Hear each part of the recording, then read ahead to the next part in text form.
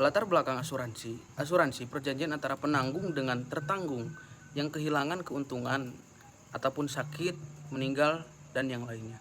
Kemudian apa saja yang didapatkan ataupun kerugian yang ada di dalam asuransi itu, yakni mencakup peristiwa yang tidak pasti yang dinamakan dengan resiko, ataupun peristiwa yang tidak pasti terjadi mengakibatkan kerugian. Contohnya apa saja? Yang pertama ada kebanjiran. Jelas itu merupakan sebuah kerugian yang dapat kita alihkan menjadi asuransi. Kemudian ada kebakaran, kecelakaan, kehilangan, ataupun bencana yang lainnya. Menurut force majeure atau keadaan kahar, diantaranya yakni banjir, kemudian gunung meletus, tsunami, angin topan, dan lain-lain. Para subjek hukum akan berpikir bagaimana cara mengelola risiko. Nah, yang pertama ada ikatan hukum atau kontrak perjanjian. Kemudian ada kebakaran ataupun kerusakan gedung. Adapun fungsi asuransi apa saja? Fungsi asuransi yakni membagi atau mengalihkan risiko atau bentuknya apa saja. Ini nantinya kesehatan, kemudian meninggalnya seseorang, kemudian kebakaran ataupun yang lainnya.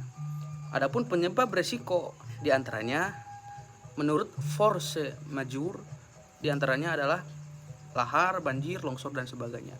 Kemudian subjek hukumnya apa? Setiap subjek hukum atau orang, kemudian badan usaha dan badan hukum mempunyai hak untuk membagi ataupun mengalihkan risiko tersebut.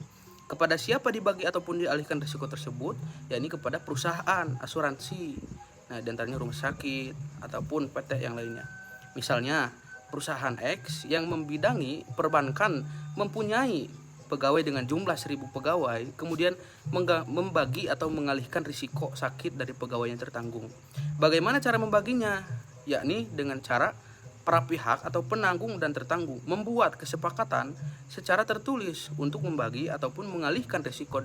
Disebut juga dengan perjanjian ataupun kontrak. Dalam bahasanya adalah dalam PT tersebut.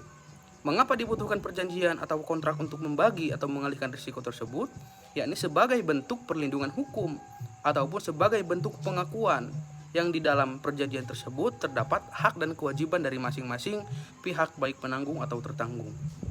Subjek hukum yang mempunyai kedudukan hukum untuk mengelola risiko, menerima mengalihkan risiko dari tertanggung. Kemudian ada hak dan kewajiban menerima premi dari tertanggung ataupun berikan penggantian kerugian atau risiko kepada tertanggung. Kemudian ada unsur dari asuransi berdasarkan daripada pasal